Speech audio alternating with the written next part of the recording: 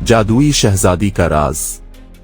सल्तनत इलोरा में शहजादी ज़मल अपनी खूबसूरती और मेहरबानी के लिए मशहूर थी, लेकिन एक राज ऐसा था जो सिर्फ वो जानती थी। वो आम इंसान नहीं थी, बल्कि इसके अंदर जादुई कुव्वतें थीं जो उसे विरासत में मिली थीं। मगर इसका जादू एक लानत भी था जिसका राज उसके वालिद बादशाह जफर ने छुपा रखा था। एक रात जब पूरी रियासत जश्न मना रही थी, अचानक महल पर सिया बादल छा गए और आसमान पर एक पुरस्रार चमकदार रोशनी नमूदार हुई।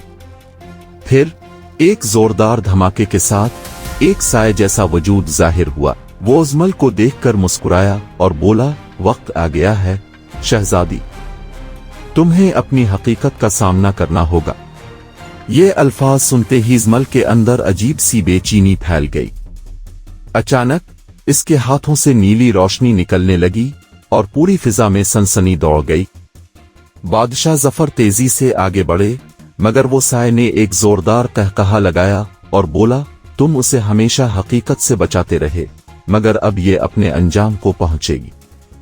ये कहकर वो साया ज़मल के करीब बढ़ा।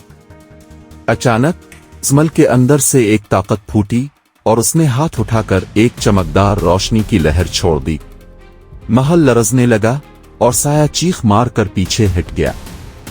मगर इस लम्हे ज़मल की आंखों में आंसू आ गए। अबू, ये सब किया है, मुझे क्यों छुपाया गया? वो रोते हुए बोली।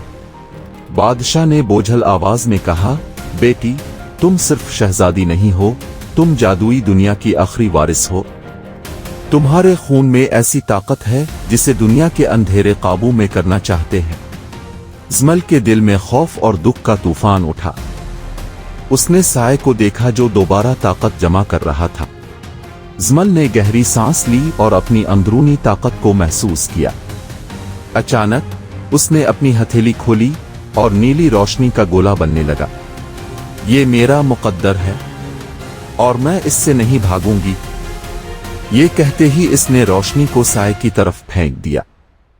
एक खौफनाक चीख गूंजी और साया तहलील होने लगा। लम्हे भर में सब कुछ नॉर्मल हो गया, मगर ज़मल जानती थी कि ये इख्तिताम नहीं, बल्कि आगाज है।